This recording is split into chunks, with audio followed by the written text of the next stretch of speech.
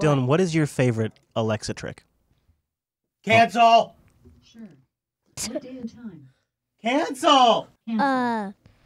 When I asked her to put big hairy balls on my shopping list. Dylan! This is just going to get us started. Just a little you and me time, Beard. I have a theory that you may have an addictive personality and you may not realize it. Oh? Yeah. I ran an experiment on you this last week, and I wanted to report on my results. If you're interested. Okay. So last week, after we recorded user error, we ran out of water. Now, what are you drinking right now? Water. No. Oh, you are. Damn. I'm also drinking a coffee. Okay. So I went 3 days before I replaced the water thing to see how much water you were drinking versus coffee. And we went 3 days with no water in the, what do you call that thing? Like the water tank? No, it's jug? It's like one of those water cooler things. It's a water cooler. Yeah. We went 3 days with no water in the water cooler. So I surmise for that 3 days, you must have predominantly been drinking either from a little bit in the reservoir or the coffee. And I think you went all in on the coffee because that whole thing of coffee is gone. Yeah. Well, I've had a weekend which I did not sleep much additionally. I think you're hooked. I think John brought in the caffeine. Here's what I think. I got a theory. I think John brought in the caffeine. He got you hooked. Now, wisely, you switched off the Red Bull and you switched to the coffee. And now you're a caffeine maniac. And we have to have an intervention. Well, the problem is, Chris, that theory only works if I get a continuous supply of that. And you just ran out. Yeah, that's the last one until next month. Oh, and this is it right here. Like you're gonna caffeine crash after this episode. I binge for a little bit, and then I purge. You should. I notice that it keeps the caffeine effective. It does, actually. I noticed that I slip into. You've probably noticed this too. I slip into drinking energy drinks.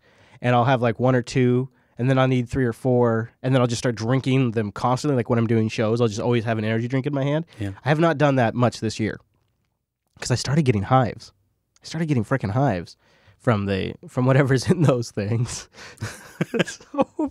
So I decided I better cut it out, man. I better cut it out. And so now I'm drinking water with lemon in it, and it's just not nearly as appealing. But I resisted those coffees because I knew you were on a caffeine kick. So I was like, I can't drink these because otherwise he may fall apart. Had one. But you timed it just right because you managed to last until this episode. Yeah, I actually saved one for this episode. We got to make sure I'm awake for user error, Chris. You got to make sure you're right.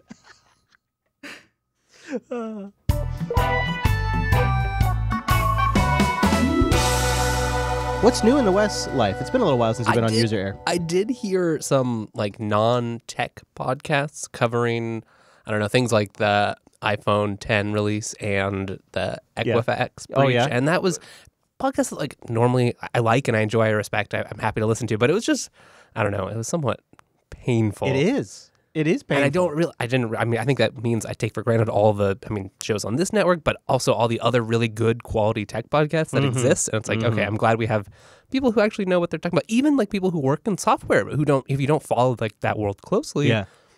I've been noticing with the normals covering the iPhone 10, the meme going around, it's an easy meme. NSA could sure use more face 3D maps. Oh, thanks, Apple, because the new face scan technology is going to upload to NSA. They went out of their way to say that it's all on device. And this is one of the things they're doing is on device security. So I think until it's been proven otherwise, I'm giving them the benefit of the doubt because Touch ID worked out. We saw what happened with the San Bernardino case with the FBI, like the lengths they had to get access. And then it turns out that was an older iPhone that didn't even have the new improved security model.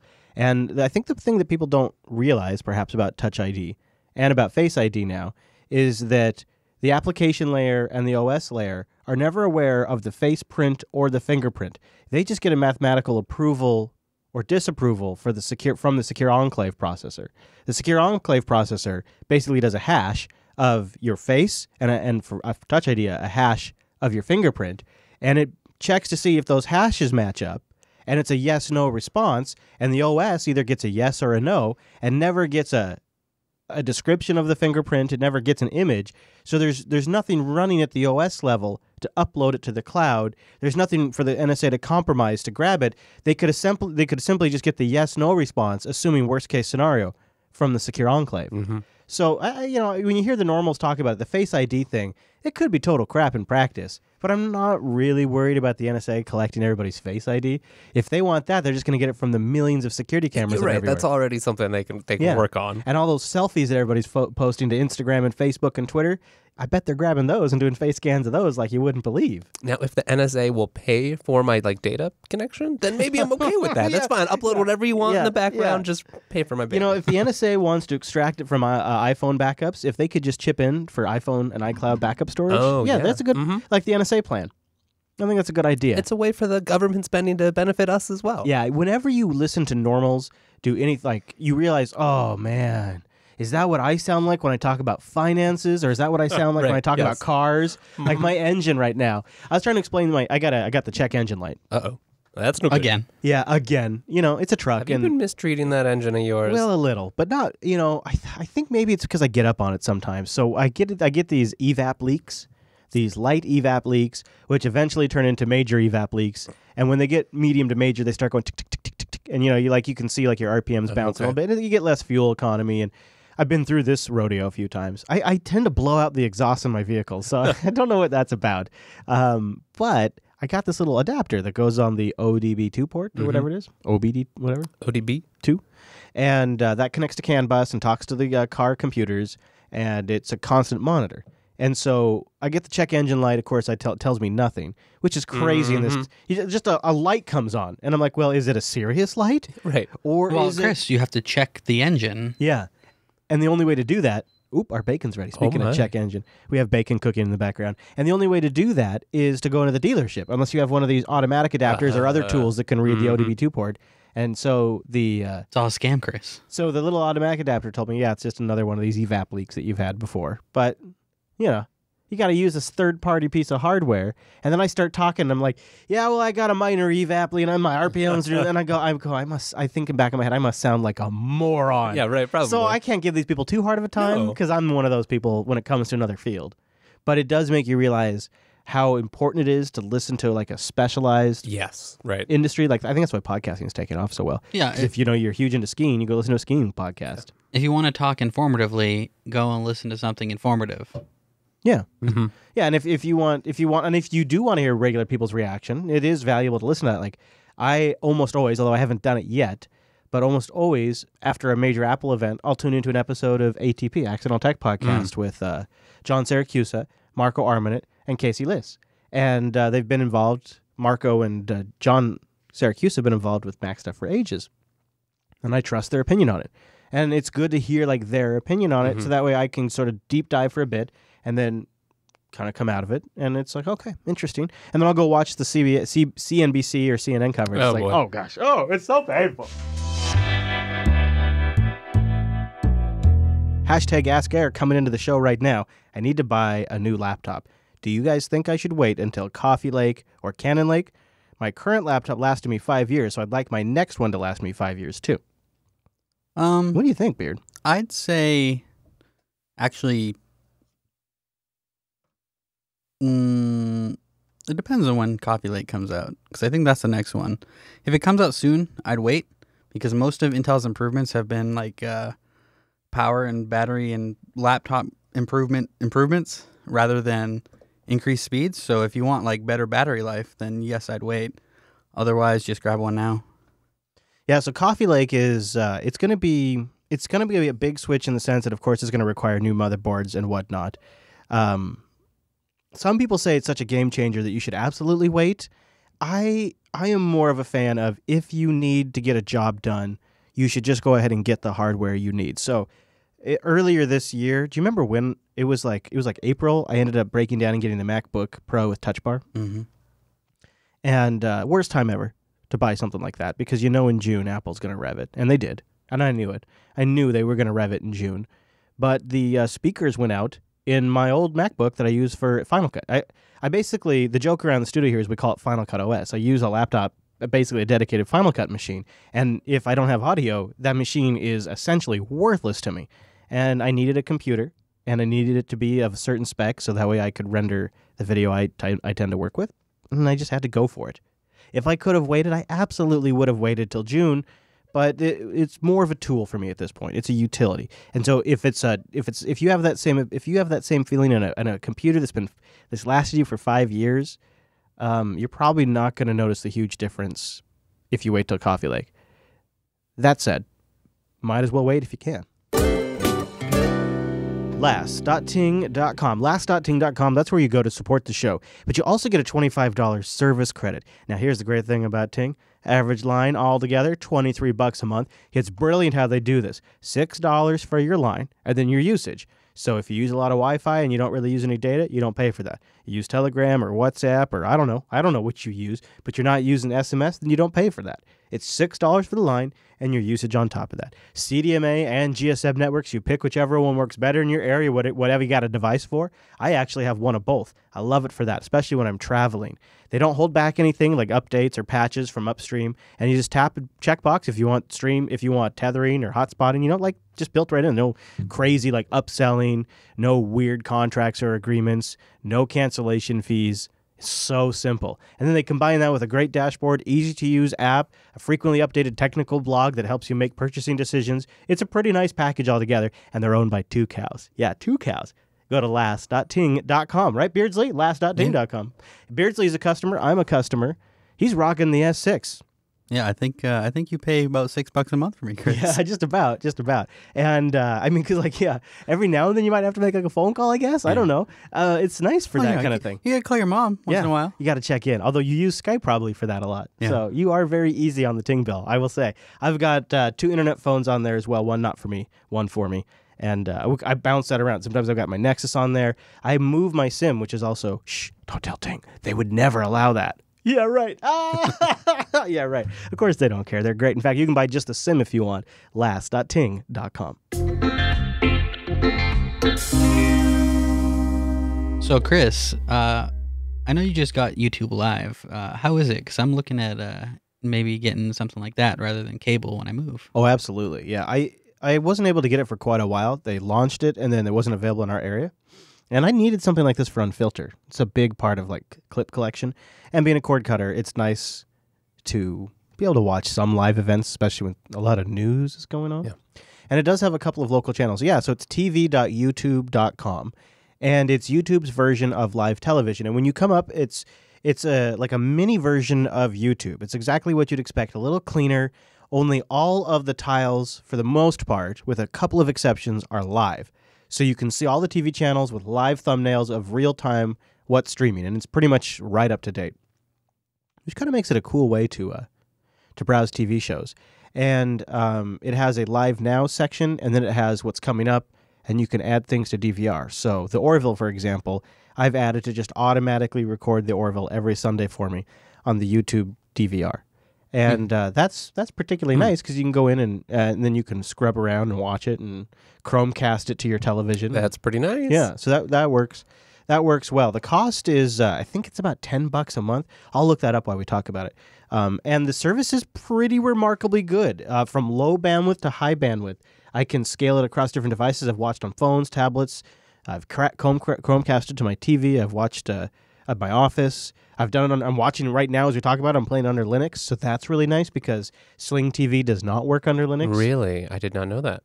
So I really like that aspect of it. And then they also have movies and stuff that I don't really care for. But, for me, for Unfilter, being able to watch MSNBC and Fox News and CBS News and ABC News in one spot is really super valuable. And then if I know that there's like a really important interview coming up, to be able to DVR that, I enjoy that quite a bit. And be able to use it for the Orville. And they do try to pull in a little tiny bit of YouTube content, but only the stuff that's like on the top of trending. Yeah. How's the channel selection? It's a little light for my tastes. They have our local ABC affiliate and NBC and CBS affiliates. You get Fox, you get a lot of ESPN, which is why it's not particularly appealing to me. You get, but for some viewers, maybe that's what they want. You get your Disneys, which is nice if you got kids, because you get the Disney channels and stuff. You get BBC America, which is is nice, and you get FX, USA Today, the National Geographic Channel, no history. You get Bravo, Fox News, CNBC, Universal HD, Newsy, And I think maybe RT's in there. I can't recall if RT's that in would be there. fun. Yeah, it is kind of fun sometimes. And then you also get some of our other local channels. So there's a few local channels. That's nice, yeah. Yeah. And the interface is quite nice, either on mobile or TV. When you just mouse over to be able to start seeing a live preview, you can tell when they're at commercial or not. So, I'm not even going to bother tuning into that. Yeah. It is wholly separate from YouTube, though. Like, you can't really get to it from within YouTube. The things that you record in your DVR here in your library on YouTube TV, you can't, like, go on YouTube to your watch later section and watch them. And the reason I bring these up is because if you're watching on, say, Android TV or on a device that doesn't have the Live TV app, you really can't get to your recorded content. You have to be on a device that supports has the app, which is most devices, or you have to be able to go to it on the web. So not the same level of compatibility that YouTube I currently suppose. has. But. Yeah. Like, it's just not available on as many platforms.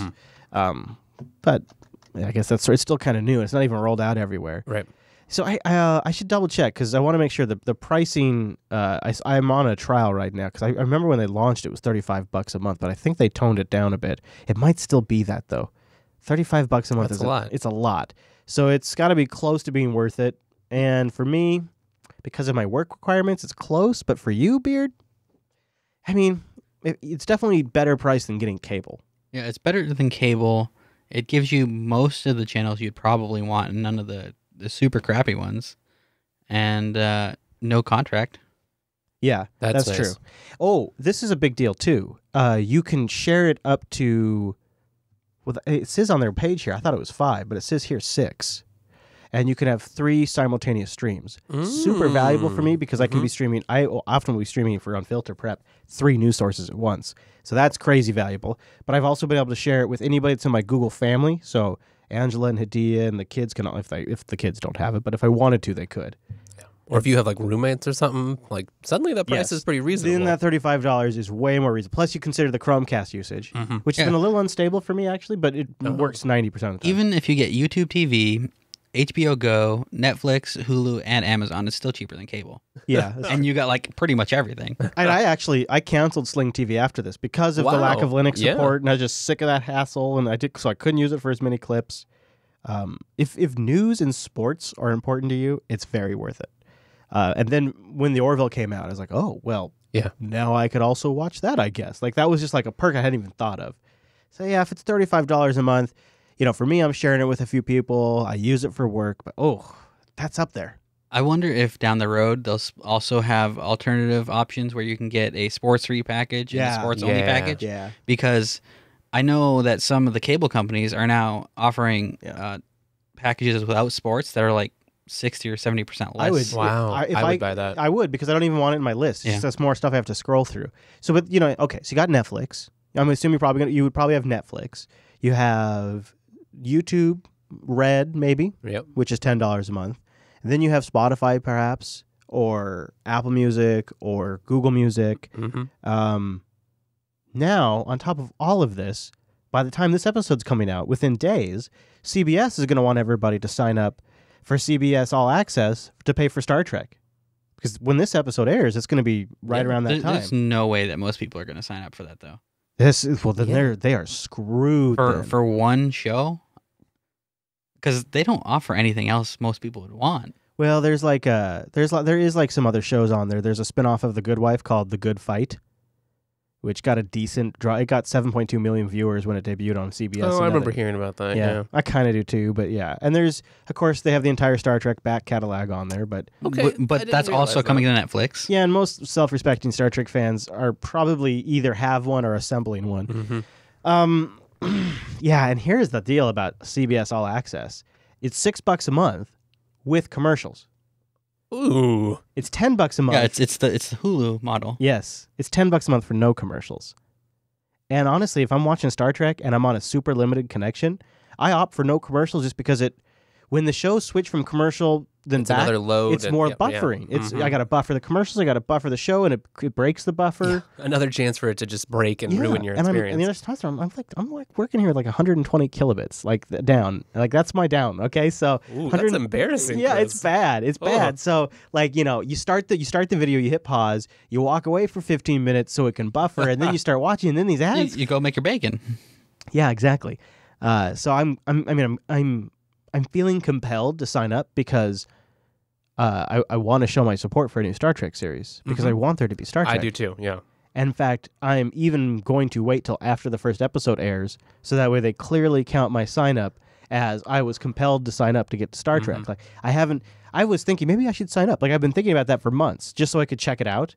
And now I'm thinking, no, I'm going to wait to make sure they know that this is a sign up for this show. This is a Star Trek sign up. But the son of a bitch thing is they're going to get me. They're really, really going to get me because the way this show is structured is it launches here at the end of September, and then it runs until the beginning of November.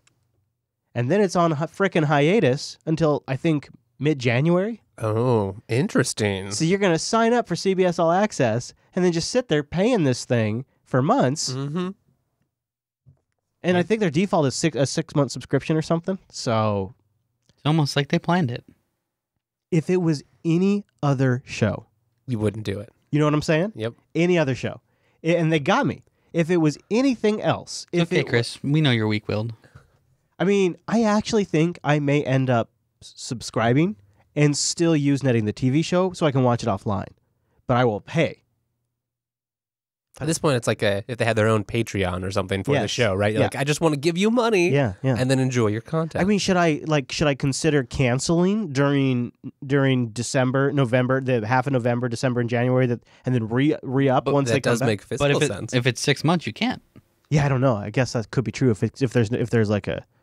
Yeah, is there a Could they do month-by-month that? option? Can they do that? I guess they could, huh? I'm wondering what the experience will be like in terms of actual usability, and Yeah. feels like one of those things that unless a network has really invested the kind of technology, it's just going to be a subpar experience So you got compared to Netflix. Netflix is full force into original content. Amazon's attempting to do this, and now CBS is coming along, and they're way behind either one of these players. And we haven't really seen what happens when a traditional company gets their hands on data like this. Mm-hmm. Like Netflix, they know how to deal with data. But CBS, what are they going to do when they see that a scene with boobs does 200% better than a scene with two male actors having a conversation?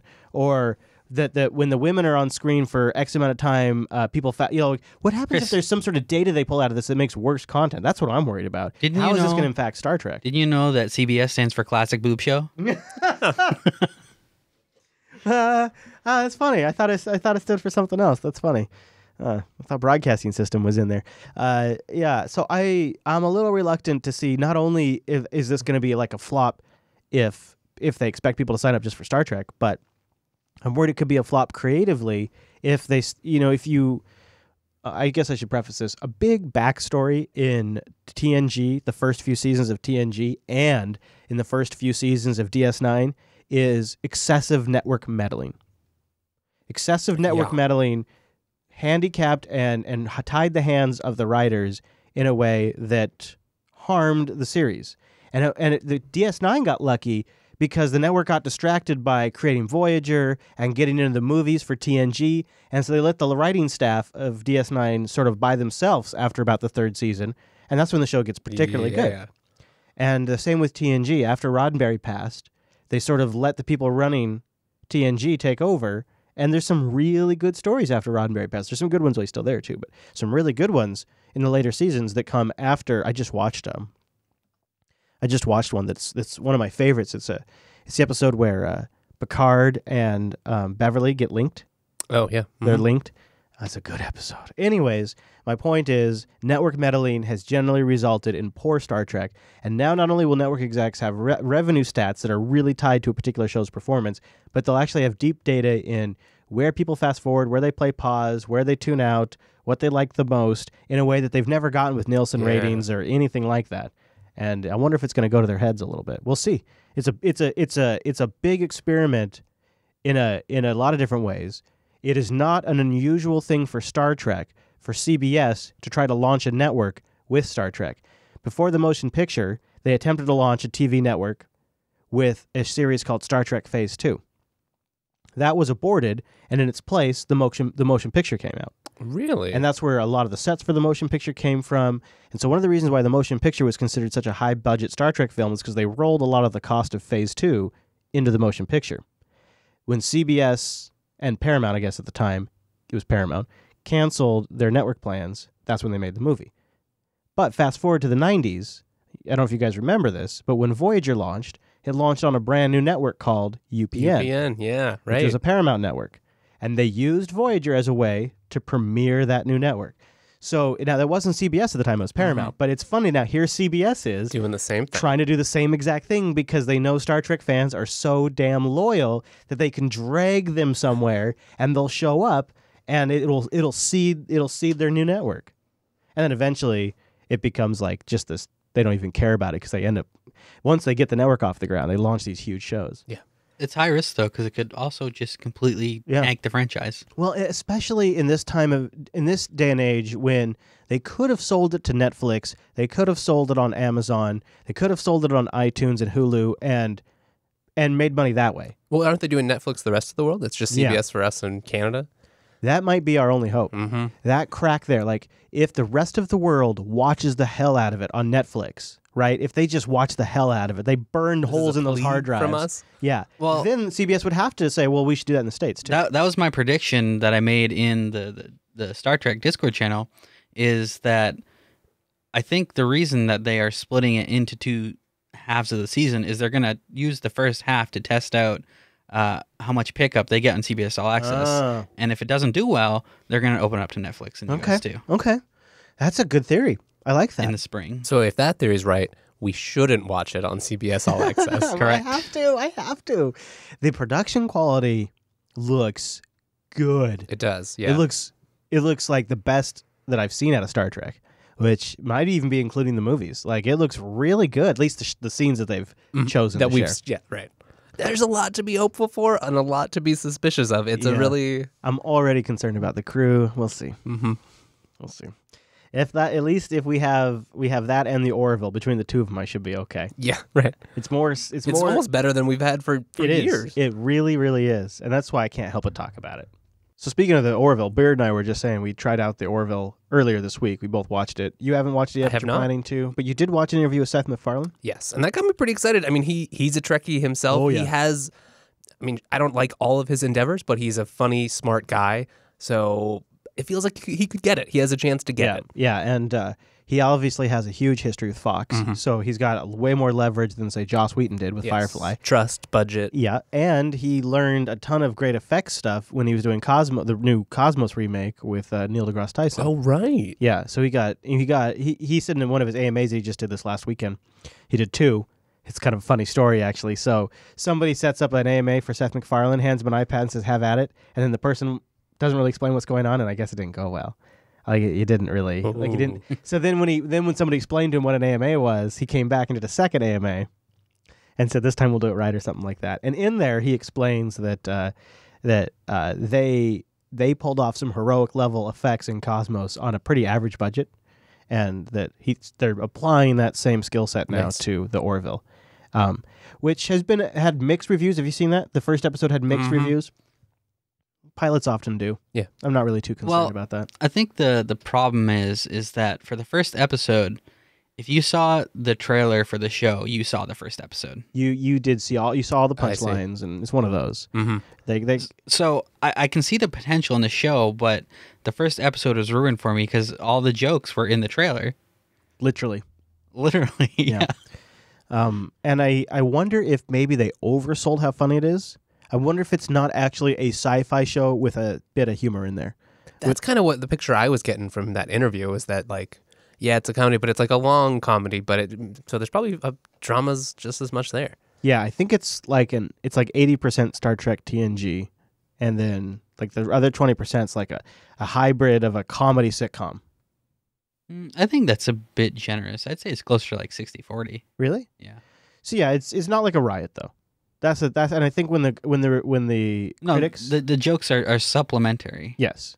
Yeah, it's not a riot. And when the critics went in, I think they're expecting a riot because it was sort of underplayed. And, Yeah, they were expecting like slapstick basically.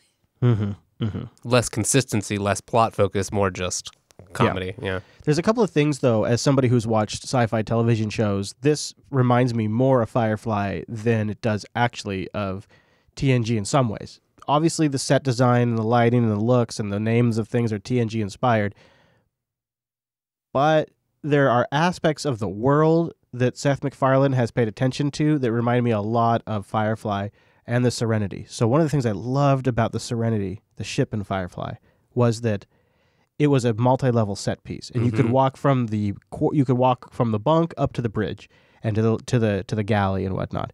They've done the same thing with the Orville. It's a multi-level set. Wow. It's all connected. It's a real, like, you can walk around it. It's a real object, and that has always added a richness to the environment that's made the ship feel like a real space that these people are in and inhabiting that I've loved. Especially when they do bottle episodes where the whole thing takes place on the ship and they're walking around and they can do these continuous camera shots. Yes, and exactly. it's really cool. The effects are really top-notch, too. They really look good.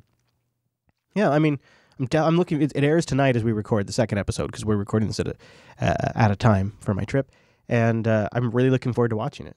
It's a nice little extra show, and I think as long as they don't cancel it, it's got good legs. It got quite a bit of high ratings for Fox. It was their highest. They call it a drama. Their highest rated debut drama in the last 2 years. Wow. It's good for them. Although that's not a particularly high bar because they haven't really had many. Good shows. No, but at least it wasn't a flop. So if you're a fan of the show, Right. it's probably going to be around for a little bit. I mean, it seems good. Which is good. We need that, right? We need the context and the room for them to really find their stride if they can, and then I'll run with it. be interested to see the viewer numbers on the second episode. Yeah, I agree. Yeah, The Orville became Fox's biggest drama debut in 2 years, and they saw a huge pickup in what they call delayed. They call it L3 delayed viewing, which showed DVR. a high pickup. The television's highest rated drama premiere, especially when you factor in delayed ratings. The show's an average of 11.3 million views across multiple platforms, which is up 31% from just the Sunday viewing. So that's an additional views. Yeah, that category is usually DVR and like online viewing. Right. I mean, I suppose if you're sort of catering to this audience, that's going to be a big thing. I'm about to be in a delayed I view. was. I watched it delayed on YouTube Live. I just played it back later. I Look used at their DVR. Well, how about that? So anyways, if you out there have seen The Orville, let us know what you think. Tweet us, or just hit us up in the Discord. Just go to discord.me/Jupiter Colony. And is there a user error thread in there? I don't know what we No. got. Who knows? I'm going to add one. Yeah, sure. Flowers and love and beautiful things. Flowers and love and beautiful things. Flowers and love and beautiful things. What you're listening to is Do you like flowers? and another beautiful victim of things? YouTube demonetization. I like Something that I've been flowers grousing about and behind the scenes for a while because our entire catalog of unfilters, essentially, like with a few exceptions, demonetized. User error is constantly being hit with it now as inappropriate for advertisers. TechSnap and BSE Now were recently hit with it for just really bogus reasons. It's happening to everybody. So there was an experiment that came our way. This was submitted to the Discord by Alien Pickle, not Alice Pickle, Alien Pickle, and it was an experiment.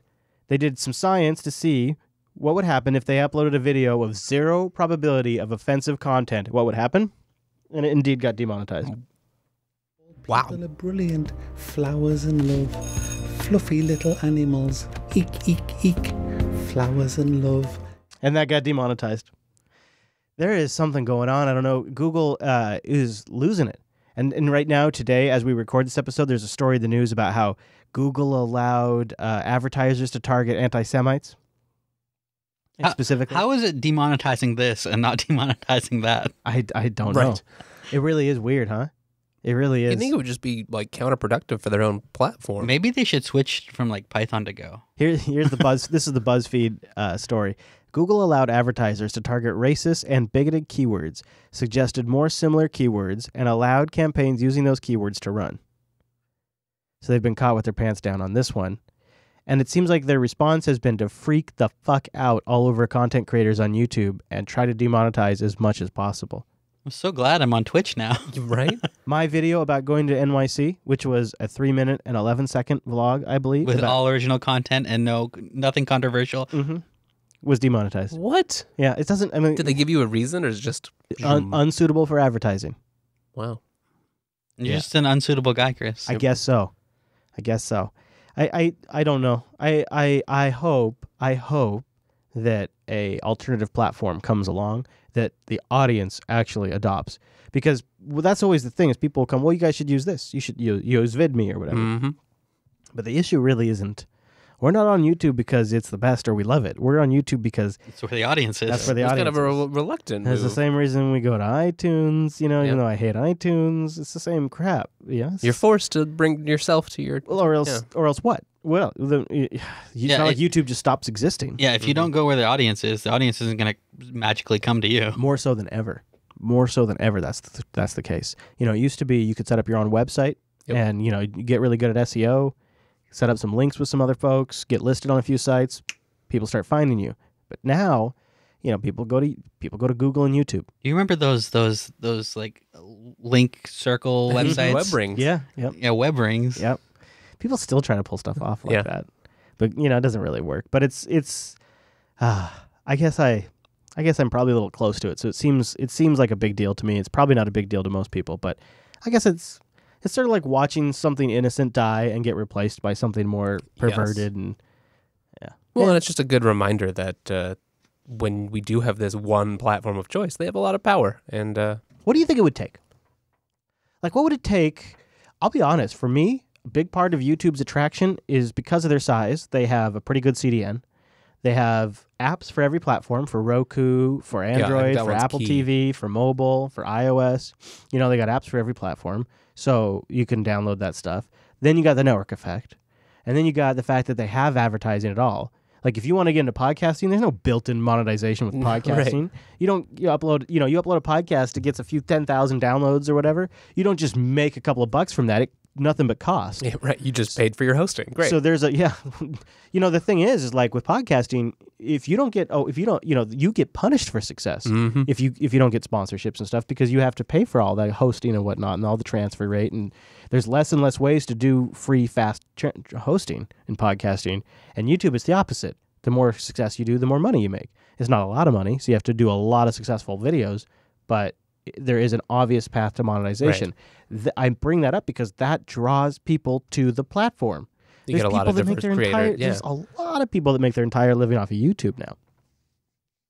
So I think you would need this like new platform. They would need to come out with wide platform support, and I think they would need to be. I think the UX and the face of it. What about the infrastructure too, though? Yeah, that would be like that you have to nail. But I think where YouTube's really fallen down for me is there's just not a lot of development. Like you still can't reorder videos on the side. Like there's just all these things. So if you had like a modern hip replacement that did good marketing, was fast, and just worked. Yeah.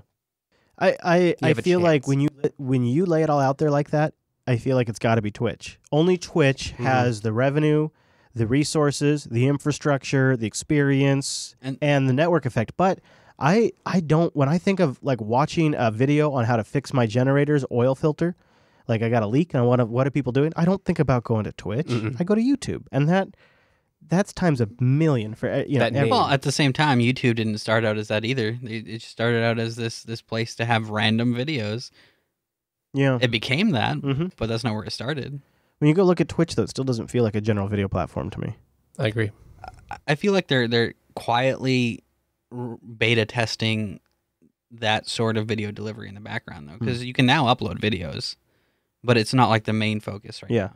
I get a lot of people sending different Twitter, or I get on Twitter, I get a lot of people sending me different suggestions for YouTube, and I'm pretty much not opposed to any of them, really. It's just, where do you start? Where do you start? Where do you stop? How many of these do you... I feel like nobody has tried to really compete in the same space as YouTube since like the days of Google Video either. Yeah, it's own. Like normally in like even with Twitch, you have these other live streaming sites that are trying to compete, but nobody is trying to do what YouTube does. The closest you get is something like Vimeo, and that's very different still. It's still pretty niche. Yep. Still pretty niche. Speaking of AskError, we got a couple of more shirts have been going out to a few that have sent in their AskErrors, and I thought this one was funny. It's not really so much an AskError as it was a tweet that came in that said, "I just accidentally discovered sudo" by fat fingering. That's pretty great. All right, here's another one. Hashtag AskError. What social custom needs to be retired? Oh, man. Oh, I got one. You go first. 'cause Okay. I'm thinking. I think you're really going to agree, so you're going to probably feel like I might have stole yours a little bit. But one of the things that I slipped into for the first few years of working in a large corporation, and now later on have really grown to despise, is this pride that we take from working ourselves to death. I stay up at night worrying about X, and that's like a good thing. Or he works so much overtime. He's always here. He's the first one here and the last one out. You're right. I do hate you. Isn't that one of the worst things Yeah. about her? Like, what a waste of our very limited time. Especially since I know good people that have embraced that philosophy and kind of destroyed their lives because of it. Yeah, I've watched people where they define themselves by that standard, and then they're left at the end of it with not much. And I was that person for a while. It was extremely routine for me to work 60 hours a week and then still try to do podcasting on the side. It was just nuts for a while. And then they laid me off because they wanted to outsource, not because of my performance, not because of something we implemented failing, but because a new CTO came in, and that's what he had done at Washington Mutual, which is another large bank in our area. And so that's what he was going to do at our bank. And that really changed my perspective on a lot of things when this job I'd really committed myself to. It was like my first serious relationship. It was a serious, and then that's yeah. So that one. There's also the other one when I'm working here during the day, and I sometimes feel like I need to change the scenery. I always feel really apprehensive about going out and like sitting down at a restaurant with my laptop. Mm-hmm. And I did it once, and the waitress made a comment that was sort of like, "So you're just here by yourself working?" And ever since then, like I've been ashamed to go out by myself and go to I don't go to a movie by myself. I won't go out to dinner by myself. Like I'll just stay home, which is cheaper. But no offense, but that's kind of a bitchy comment. I thought it was. You should have just said back to her, "And you're here working by yourself?" Also, I would say the fact that we try to apply a societal norm to what relationships are, because every human has a unique perspective on what is love to them and what is a relationship. And there is this sort of standard template that we all have. It's like a bias filter that we pass this information through, and we don't even realize it. And it affects the way we view divorce extremely. I don't know how many times I heard, "Oh, I'm so sorry to hear about your divorce. I'm so sorry. Oh, I'm so sorry." And I wasn't sorry. I was sorry for the situation with our kids, and I imagine that is where I can connect with it. But when people are sorry for the loss of a relationship, or maybe we're not sorry. Maybe we are okay with the way things turned out. Isn't generally divorce like something that the parties have come to an agreement on, and it's the best thing for the future? So why would you be sorry if they're doing the best thing for their future? I don't know. I think that would generally be my take on it, but that really bugs me. So I have a whole bunch. I probably just stole a few of yours, but I think you stole all of mine. you and I are very similar in that regard. There's some things we definitely don't agree on, but on those ones, you and I are eye to eye on that. Wait, there's things you don't agree on? Probably. I would imagine. We could probably come up with something. Yeah. Star Trek The Next Generation. I like TNG. Yeah, but not that much. Do you like TOS, Chris? Yes. Well, then there we go. Okay. I mean, yes, I do. I do like TOS, but I had to go backwards into TOS. Mm. In fact, I think that's the way you should do it. yeah, last night I had a conversation with a friend of our neighbors who was over, and he told me he just started watching TOS, and I had to make sure he was a Star Trek fan to begin with, because see, a lot of people want to start with TOS, but it's from a different era. It will destroy your expectations of Star Trek. The thing is once you get past the production, the campiness, or Shatner's acting, whatever it is that triggers you. Shatner's acting is the reason to watch, Chris. I know, I agree. Especially the first and second season, although there's one or two gems in the third, there is really good story and really good deep thinking happening that is a pleasure to watch once you can swallow all that other stuff. So that's why you got to back into it. Hashtag AskError, something that you didn't realize how bad it was until that thing finally happened to you. This is kind of a depressing one. I could also go the other way, childbirth. I didn't really ever know if I'd want to have kids. I wasn't like on either side of that fence. I was just on the fence. And then now having kids, I can't imagine life without them. So I would say something that turned out better than I expected was having kids. Something that turned out way worse than I expected would be RSI carpal tunnel. Holy shit, is that debilitating. Like, putting water on the thing, that hurts. Or just sometimes after a while, driving Hidea's car, my arm will start, or pushing the shopping cart. Like, it's like, it feels like I might have strength in my arms, but I've lost all strength in my wrists. Like sometimes even turning knobs. So I have to really be careful. And even now when I'm not actively using it, it's starting to hurt. So that's something that I've been working towards. And it's you hear about RSI. And here's the other thing about these kinds of things. Everybody around you in your life that's been around you for a while forgets, because there's no outward thing. So there's no reduction expectations of, there's something that needs to be done. And of course, Chris will just do it because he's the dad and he always does that heavy thing, or he always moves that thing. And now it's like, it's stupid things, like even closing the back gate of my truck. Yeah. That, because of that slamming vibration up against my truck, destroys my wrists. And then my wrists are screwed for like 3 hours after that. It's a real shame. I think something that I knew would be bad, but ended up being a lot worse than I thought, is the aftermath of losing someone you care about. Because, like, I knew it would hurt, but when it actually happened, like, I still think about those people, like, every day. Mm-hmm. Mm-hmm. Yeah. It's the things like that one moment something isn't that way and the next moment is that way, and it all happens so fast, and then it's so much time of processing. Anything major like that, like a significant other, family member, or something happening to your body, it just like switch flips, and all of a sudden now you're dealing with this thing. Yeah. And sometimes it's good things. It can be, you have things in life that happen very fast that may turn out to be really good in the long run. Mm-hmm. And it's, this really seems to be the crazy ride that we're on. It really is something. I got to say, the longer I've been on here. Well, let's end it on a positive one. I saved this last one. Oh, man, there was some more in Discord, too. So if we get time later in the show, I might pull out Discord and grab some of those. But here's the last one that came in for right now. #AskError. If a video game course was mandatory in high school, what would you require the teachers teach? So if you had to teach video games, like introduction is like an art. Let's frame it like that. Like, here's video game as an art, as a genre.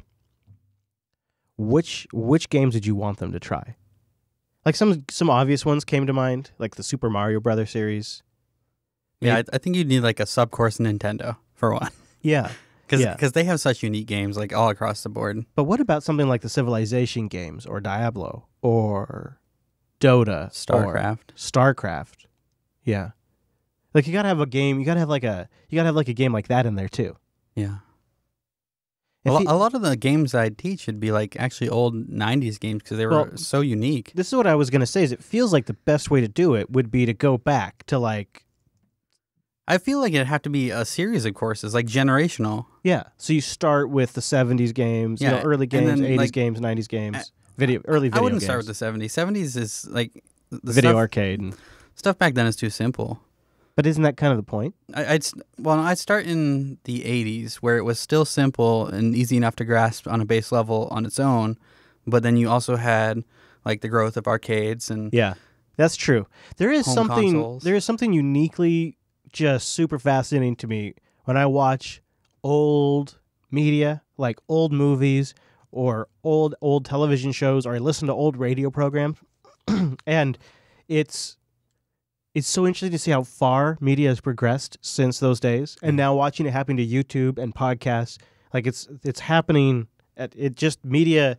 The pace is continually accelerating. And you see the same thing in video games. Yeah. So there is some value to me in going back. I guess you don't have to go all the way back to the beginning. Yeah, but just think like 10, 15 years ago, we were on the PlayStation 1, and now we have almost photorealistic graphics. Yeah, and now we're playing Minecraft. Wait, what? Listen, sometimes you just want to cling to the past, Chris. We're playing Minecraft and VR is dead. No, I shouldn't say that. People hate it when I say that. I really get crap for saying VR is dead because people are saying VR is doing better than ever. I'm with you, buddy. Hold on to the hope. Hold on. DigitalOcean.com. Go there, create an account, and use our promo code. Here's the thing. It's one word monster. Smash it together, apply it to your new fresh account, and you get a $10 promo. Now, you know what you do with that promo? You spin up the $5 rig. $5 rig, 2 months for free when you get the $10 promo. Now, you see how we're cooking with gas. What? Or Charcoal? You spin up 2 $5 rigs and have them fight to the death. I think this is an obvious choice, especially if you're playing with bots. I love their 3 cents an hour machine. It's very fast. Everything's SSDs. Everything's got 40 gigabit connections. Everything's Linux using KVM for the virtualizer. Everything can take their highly available block storage and can be upgraded. Everything gets the nice dashboard. It's a bashboard and that simple API. It's really good. So for 3 cents an hour, you get 2 gigs. That's thousands of megabytes, by the way. 2 CPUs. 40 gigabytes of all of that goodness of SSD, and a 3 terabyte transfer for 3 cents an hour. Hey, Chris, something you never talk about because it costs more money. What's their top droplet? Oh man, like you want to go up, All the way up. I can. So they have like these new super high CPU droplets where you can go like crazy, and they have high memory. You get up to like 200 gigs. Well, I'm talking about the normal people droplets, though. Oh, well, you can go up to like $80 a month. You can get you can get up there. You can get up there. 80, but you want to see what you get? Yeah. Okay, let's take a look. I'm gonna scroll down because like it starts at $5 a month, but if you go all the way up, you can get 8 gigs of RAM, a 4-core CPU, 80 gigabytes of SSD, which you can still attach more block storage, and 5 terabytes of their crazy 40 gigabit fast transfer. Nice. Plus, then you get the private networking, which you can use on any of these, which doesn't count against your transfer, which is slick for backups or backend databases or proxies. You get all of the documentation. It's so great. DigitalOcean.com, develop locally, deploy globally. DigitalOcean.com, use our promo code. Here's the thing. I've gone through my life trying to appreciate literally every time I take a leak. Like every single time I try to take a moment during that stream and go, I really enjoy this. It feels really good and I appreciate it because if anything were to ever happen to my dick, if I were to lose it in an accident, like an axe, some sort of freak axe accident or flesh-eating bacteria, who car knows? wreck where like some sort of like shift rod comes out and blows my dick off, and then I have to like pee out of tubes. I always want to have lived a life where I appreciated all natural urination. It really is a rewarding experience, and I get to have it sometimes several times a day if I'm lucky. You're there. You're in the moment. You're living right now. A built-in relief system. It's just fantastic. You've never felt like peeing is a waste of time, where you could be doing something else? Yeah, I've been there. But that's why I try to bring myself back to being appreciative of it, because it might be different. Yeah. There was a time where I was in the hospital, and I had to have a tube up that thing, and I learned from that time forward that don't take it for granted. When your plumbing's working, you should appreciate it. I don't know. I feel like we should evolve and just excrete everything via our skin. Yeah. Just take more showers more often. So poo, even. Yeah. Yeah. Wouldn't we just have a thin layer of disgustingness on us all the time? Not that we don't now anyway. That's true. We do, don't we? Yeah, we already do. So. Yeah. But don't you feel like that's where evolution sort of stopped? Is when it comes to how we take a shit. Yeah. Like, because you got these huge flaps of skin around your butthole, which are not You optimal say to for have a clean big butt, operation. Chris? Come on now. You know what I mean? Like, you really, I guess you'd really have to get down you got to really position yourself to poop outdoors and not get poo on your butt cheeks. Like, it's a real kind of squat. Yeah. Mm-hmm. Well, that's what we were designed to do, though. We are designed to squat. That's true. That's why you should get the squatty potty. See, I don't know why we just didn't evolve to have 2 buttholes, one in each foot. Yeah, right. You just lift up your foot and take a crap. And you could have and then you just wipe it off on the grass. Yeah, and then you have the whole pipe of your leg to really get momentum going. Yeah. Imagine how good that would feel. You would have to take spraying poop. it out. Yeah. You would have to take poops less often because you could store poop all down your legs. Plus, think about like the fart prank potentials. Like you just stick your foot in your room and you fart, then you stick your foot. Like you never fully walk into the room. Even you could fart in 2 rooms at once. Yeah. You could just you could take your shoes off and it would be sweat and poo. It would be like the stinkiest human smell ever. Truly, these are the future of mankind right here. Yeah, I can't wait. It's a great idea. Genetic engineering. I see the potential. I don't want gills. I want poop legs. That's how it works. Poop legs.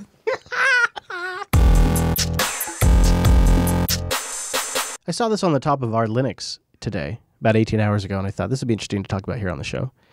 What was a hugely hyped up Linux technology that ended up just sort of flopping, that we don't really talk about anymore? It was a huge deal at its time. Maybe for a while it was big, and now it's just totally gone. I'll toss one out there to get our wheels spinning. This was one submitted on subreddit. Transmeta and their CPUs, their processors. When you remember, even Linus went and worked for Transmeta. Right. It was going to be like this open source CPU, and then it's just gone. I mean, it was the whole company's gone now. Mm-hmm. It's just there's that one. Herd.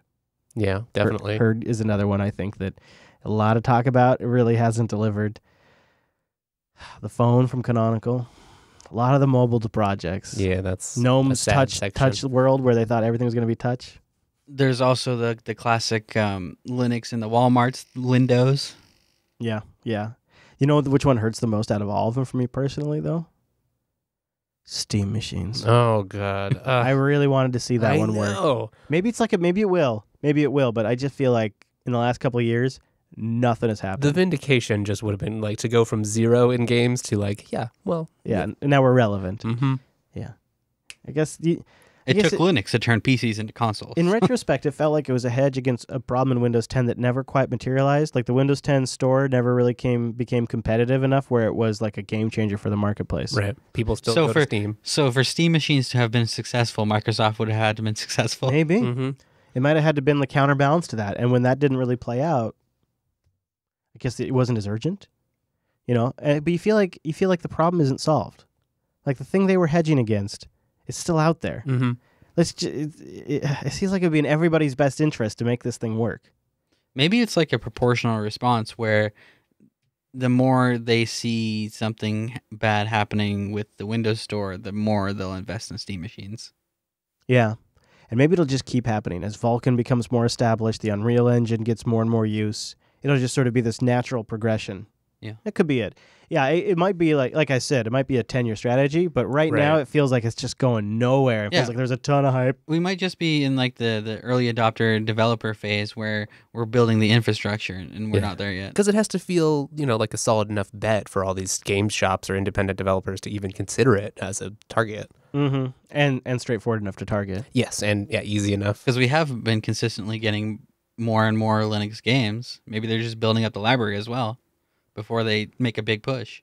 Yeah, and I wonder if Canonical stabilizing out with Ubuntu on GNOME, sort of standardizing on a lot of components. If you think about where Ubuntu's at now compared to where it was when they first based the Steam runtime that you install on your machine is basically a little Ubuntu 12.04 environment.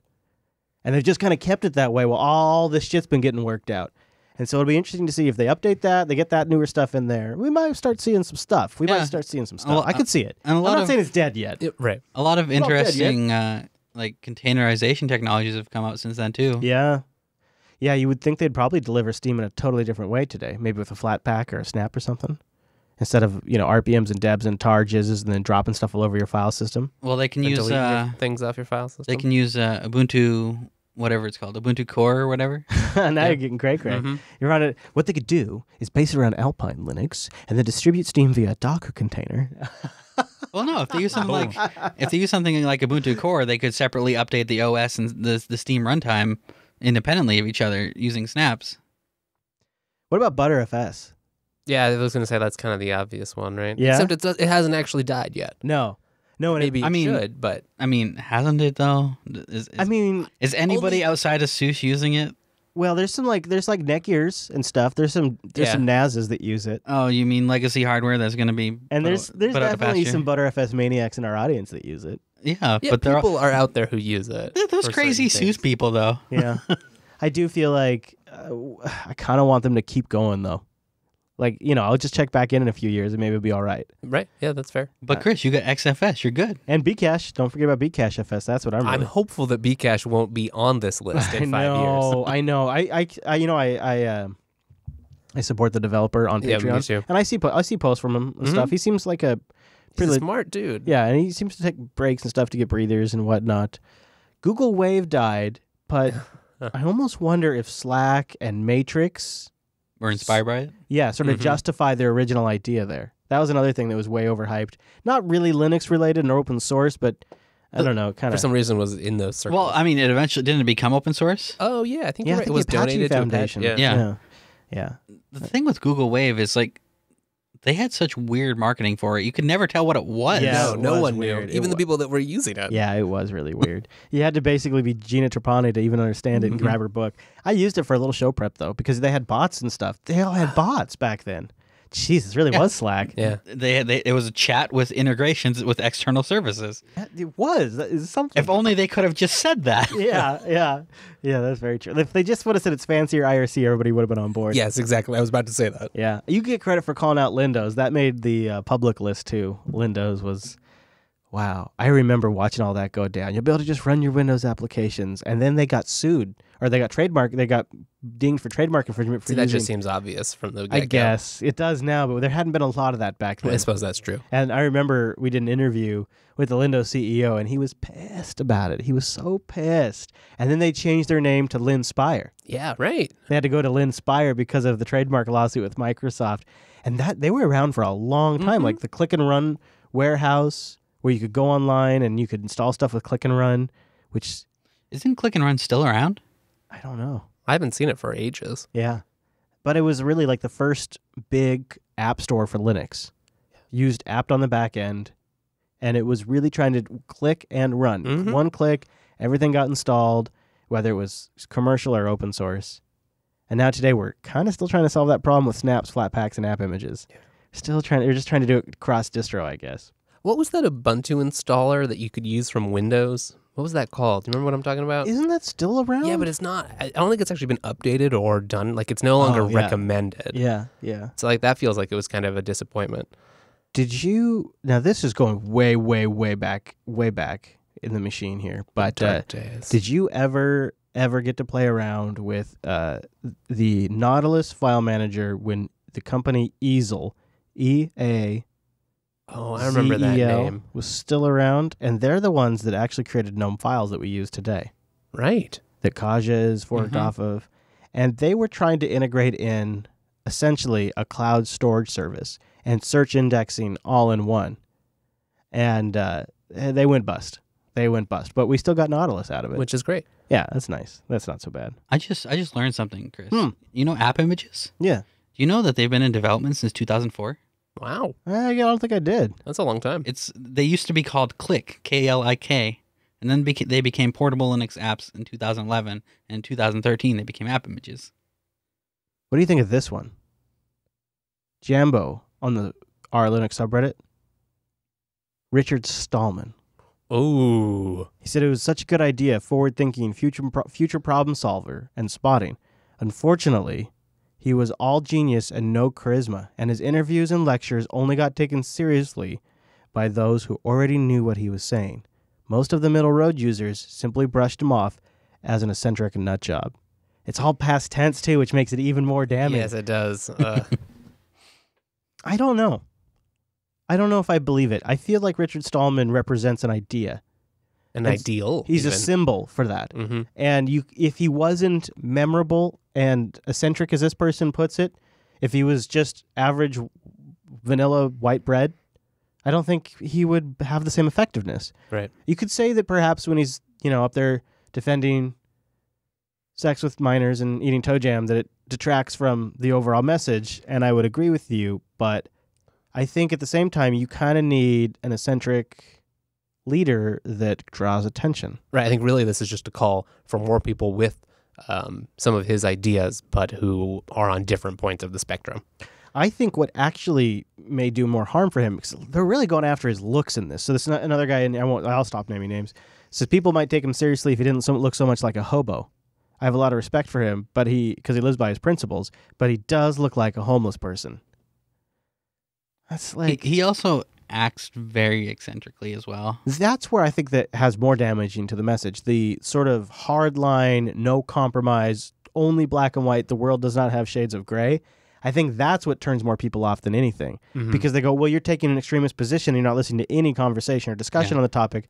I'm not even going to bother with that. And I think a lot of people check out at that point. I agree. Not because he looks like a hobo. Yeah, for somebody to be successful, there has to be a give and take in a conversation. Yeah. Boy, that was it. That's it. Jambo's dropping the interesting ones. I hadn't even... Yeah, I reject that.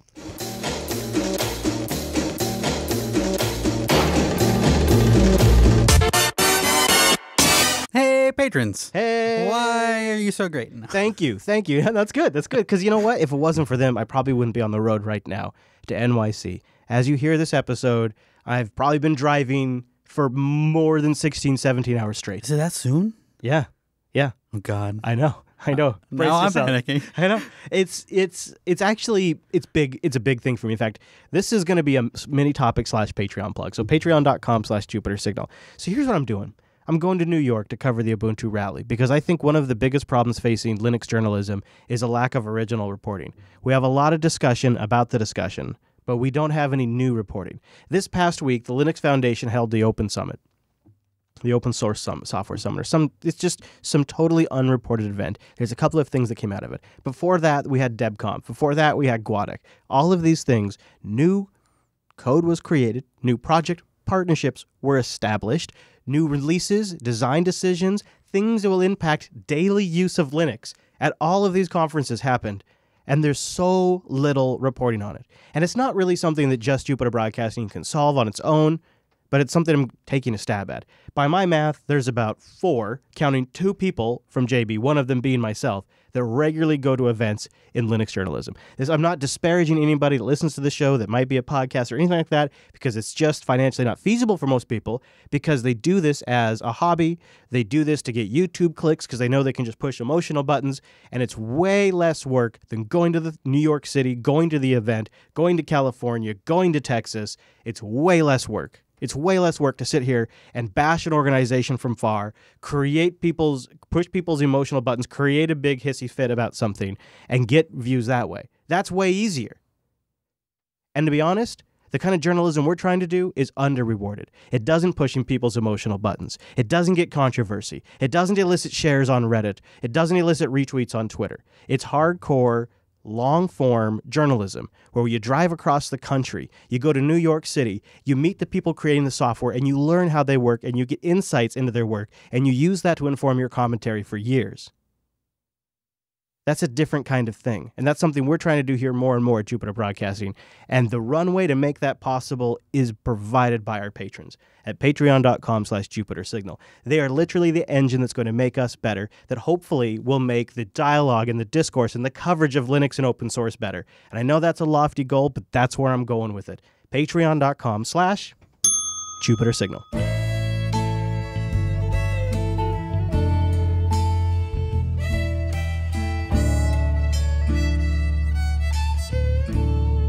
I alluded to this a little bit during AskError, but it sounds like you may be taking a bit of a leap yourself. I'm going off into a crazy trek to New York, and you're going off into some direction that may just change your life forever, ever. How's that for a setup? Yeah, so last week I told you, sometimes you just need to make a step and not know how you're going to do it, but you just do it. So you got a tat. Yeah, right above my ass crack. Nice, dude. That's real classy. Yeah, I hear it's a classic place. But anyway, no, I'm going to be moving to Seattle in the next few months. Holy moly. Haven't you heard? Seattle's crazy. It's crazy. It's going to require a lot of money. Don't know how I'm going to do it, but the plans are in motion. That is particularly brave for Seattle, I gotta say, because you don't really. Seattle's a hard place to get housing. Are you open to a bunch of different options? Like, are you? Well, like, you gotta. It seems like you may have to be willing to tuck and roll a bit to make it work. Yeah. Worst case scenario, we'll end up renting a place, ideally, and semi-likely to not happen. We would like to mortgage a place. It's doable because I'm going to be living with 2 other people, but the real problem with that is the down payment to get a reasonable rate on the mortgage is pretty intense. It's like 20%. Plus, But if I could figure out a way to pay that 20%, I'd be paying a mortgage that's less than the average rent cost in Seattle. Right, okay. Yeah, rent is extremely expensive. Jeez. It's just the nice thing about renting is you can figure out what area you like and then buy based on that. Like you can, if something doesn't work, you can move like 6 months later, which is kind of nice when it's your first time in the area. Oh yeah, but I guess you can always like resell the house. Have you considered living in an RV? with In Seattle. with 3 people in Seattle, I Yeah. think that might cause a bit of issue. I don't know. I'm crazy enough to try it sometimes. I almost did it in New York. You're crazy enough to try a lot of things I won't try. Chris. Wait a minute. What? Well, good for you. I mean, so you're just sort of taking a leap of faith that it's all going to work out. Yeah.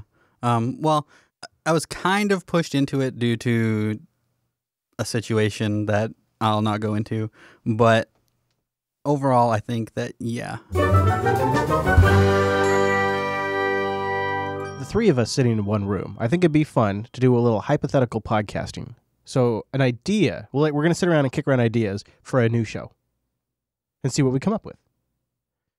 And I'm going to pick not starring Chris.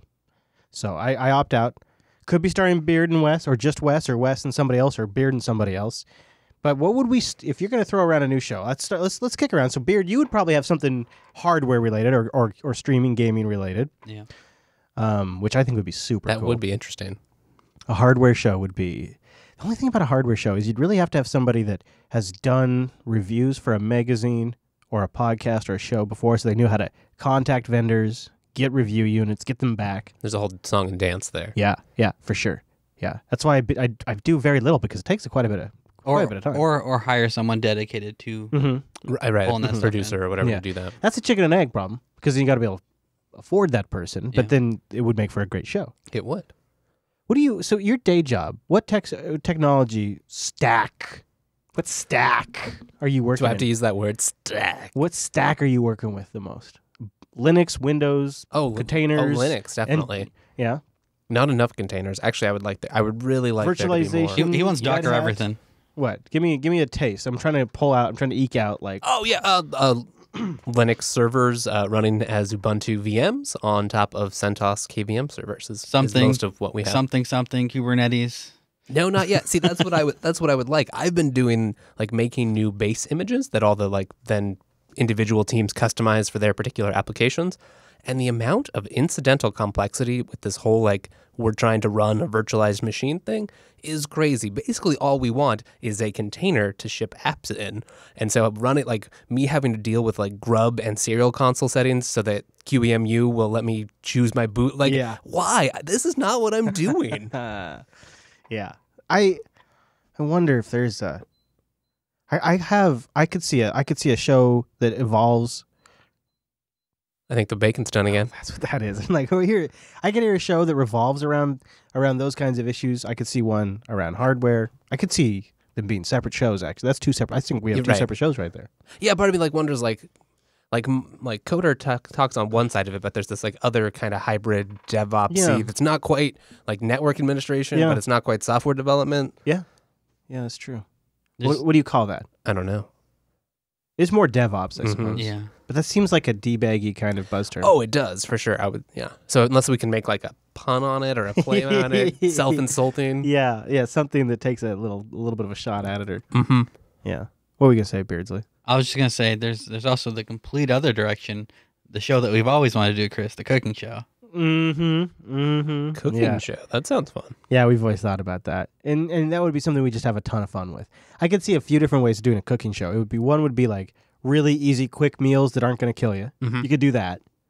You could also do crazy ass challenges. Yeah, like barbecue lasagna and things like that. That are let's see if we can make this crazy thing and we have fun doing it, and make an entertaining show centered around the food. But it's really more about the entertainment than it is the food. Yeah.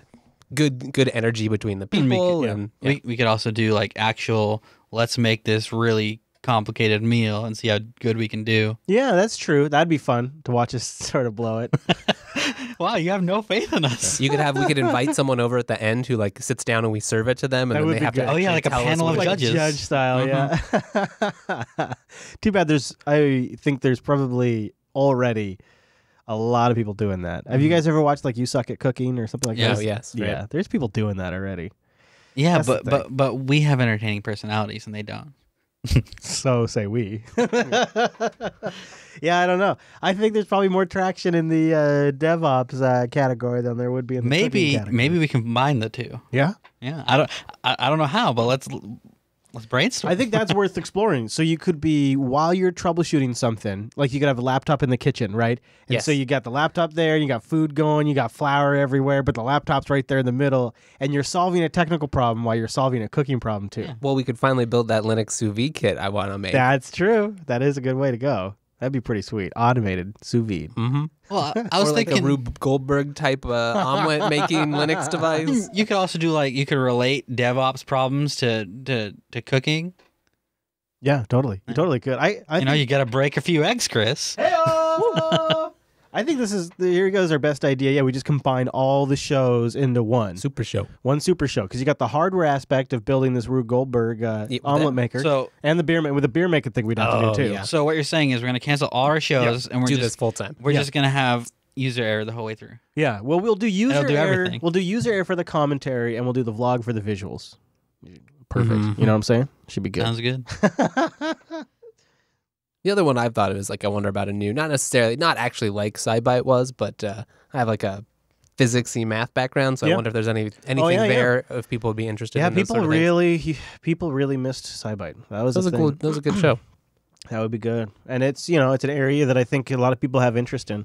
Turns out science isn't monetizable. No, I'm kidding. Maybe. I don't know. Maybe that's what it is. It is interesting that You'd have to be able to base around things that make people want to think about. Yes. science is such an interesting category, but there's not really very many successful science podcasts.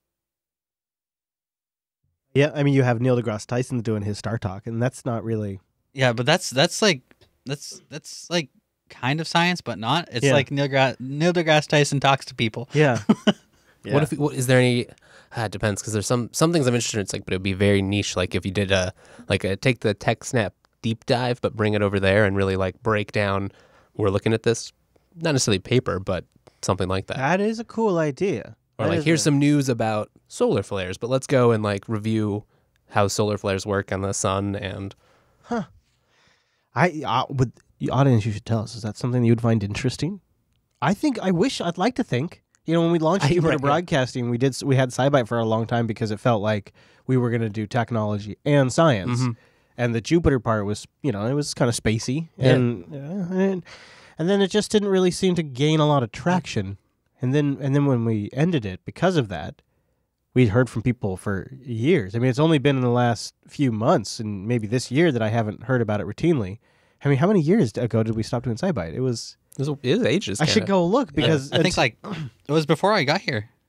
Yeah, it was Heather did a great show. That's the bottom line. And So 5 years ago, 6 years ago. it ended before you got here, or we were still doing it when you got here because we were still doing it in the studio for a little while. So it hasn't been that long ago because I did it. Yeah, It was relatively early on though. yeah. So, July 15th, 2014 was the last episode. Yeah. Yeah, so 3 years. 3.5. SciByte's not even that's not a bad name. Yeah, it's not a bad name. No. It's How clever. come nobody else is taking that? We're keeping that. You never know. That might That's come back. JB, man. It just needs a refresh. Yeah, I'm gonna play it here. I'm just gonna look at it for a little bit here. This is I won't do it in the show, but I'm just looking at the intro. This is also the first show we did that was a chat room visual Is that with a right? frame. Yeah, you can really tell by looking at the frame now. Gross. Look at that. Look at all these people there. Hey, you were in the chat. There's Rikai in the chat. And there's Eric. Yeah, SciByte and, was one of my favorite Penguin shows. Guru.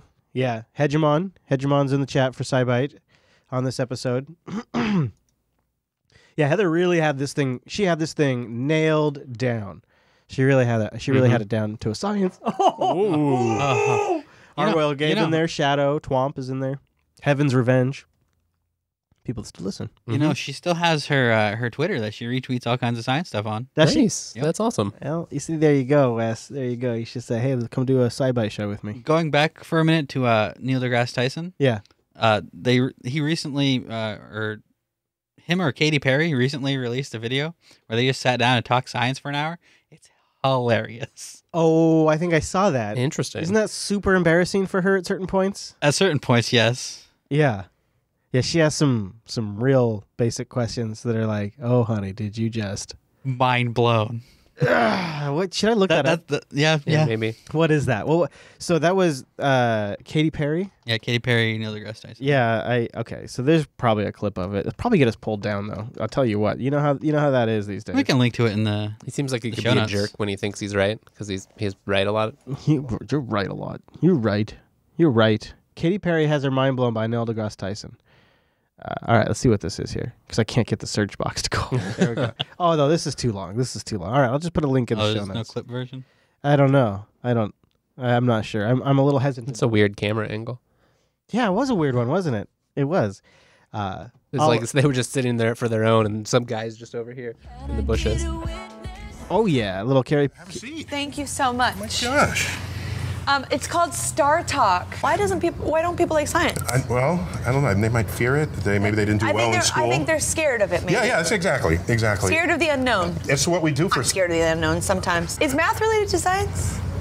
Math is the language of the universe. That's an amazing exchange right there. Yeah. It's actually worth watching the whole thing. Yeah. Oh, that's so good. I will say that gave me so much more respect for Neil deGrasse Tyson. The way he handled it, he's used to handling celebrities, though. I think Yeah, I am totally putting. So this is just a montage of the best moments, and it's only 4 minutes long. Although there was this weird section where he really focused on how much she wanted to have sex with aliens. Really? And she was very avoidant of the topic. Really? Yeah. Really? Well, because apparently she did a song about it on her most recent album or whatever. I mean, if the opportunity came up, right? I mean, think about that. Is that even cheating? Because it's not even your same species. It seems like it's a different category. Well, I mean, Chris, that's like asking, if I screwed a dog, is it cheating? I guess you're right. And what's the answer? I would say yes. What if I'm not emotionally connected to the dog while I'm fucking it? Does cheating require an emotional connection? I don't know. I mean, I don't think it does. If you screw a hooker, you're not emotionally connected to her, but you're still cheating. Okay. All right. Okay. Yeah, the hooker analogy works. That works. But what if it's like, what if you're one of the first, and so it's sort of like you're pushing the edge of humanity's exploration of the universe? You're taking the one giant leap. So, yeah, exactly. So you're saying that you're required to do this. Yeah, I don't think I could further my the spouse, human race. right, in that situation. That's the I would thing. be like, all right, tell me about it. I think I'd be hurt, but I'd be like, so does it work the same way? Yeah. And also, like, I'd tell her, like, I'm like, by the way, this thing went on for miles. Like, you know what I'm saying? There is the other tactic of just getting pre-permission to do it. Well, that's the adult choice, Rikai. Yeah, making us look bad over here. But okay, actually, see the premise that just randomly came up because you mentioned this was that out of nowhere, you're just doing your thing, and you've got to make a split decision because you just got propositioned for alien sex, and you've got to make a decision right now.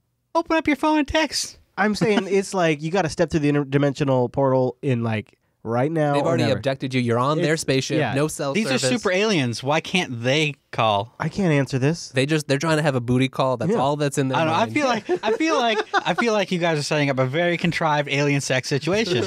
I feel like there are easier ways to solve this with communication. I suppose you could be right, but I'm just saying, what if you're already up on the spaceship? You're already communicating with aliens. Why can't you communicate with your wife? Because you're up on the spaceship, and they don't have like GSM cell service up there.